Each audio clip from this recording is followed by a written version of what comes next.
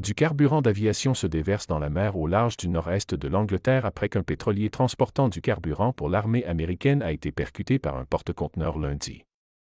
2 sources en sécurité maritime ont déclaré qu'il n'y avait, pour l'instant, aucun signe d'activité malveillante. Des navires équipés de moyens de lutte contre les incendies, des canots de sauvetage et un hélicoptère sont arrivés sur les lieux lundi matin. Les gardes-côtes britanniques ont indiqué que 36 personnes avaient été secourues, mais qu'une personne restait portée disparue. La collision s'est produite au large de la ville portuaire de Hull, à 10 heures du matin. Des sources du secteur maritime ont signalé que la voie navigable était très fréquentée, avec un trafic intense reliant les ports du nord-est de l'Angleterre aux Pays-Bas et à l'Allemagne. Le pétrolier, appelé Stena Immaculate, est exploité par le groupe logistique américain Crowley. Selon les informations, le navire était à l'ancre lorsqu'il a été percuté par le cargo Solon, battant pavillon portugais. L'accident s'est produit en plein jour.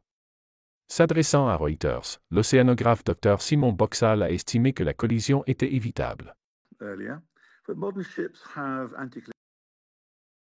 Il y a eu des rapports de brouillard plus tôt, mais les navires modernes sont équipés de systèmes anti-collision. Ils ont des radars, entre autres. Le navire Stena ne pouvait rien faire.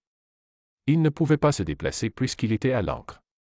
Il n'aurait pas eu le temps de réagir en réchauffant ses moteurs et tout le reste.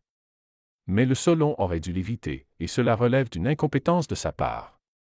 Il n'y a aucune raison, au XXIe siècle, pour que 2 navires entrent en collision. Le propriétaire du Solon, la société hambourgeoise Ernst Ross, a déclaré que les 2 navires avaient subi d'importants dégâts suite à la collision et à l'incendie qui s'en est suivi. Un rapport d'un fournisseur de données maritimes a indiqué que le Solon transportait des conteneurs d'alcool et de cyanure de sodium, un produit chimique toxique principalement utilisé dans l'extraction de l'or. Un porte-parole de l'armée américaine a déclaré à Reuters lundi que le pétrolier Stena Immaculate était affrété à court terme par le Military Sealift Command de la marine américaine.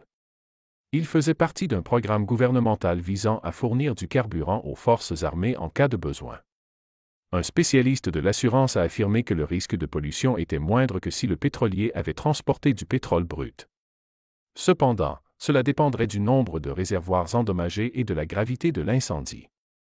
Un porte-parole du réseau activiste Greenpeace a précisé que l'impact environnemental dépendrait de plusieurs facteurs, notamment la quantité et le type de carburant transporté par le pétrolier, ainsi que le carburant des 2 navires et la quantité qui aurait pu se déverser dans l'eau.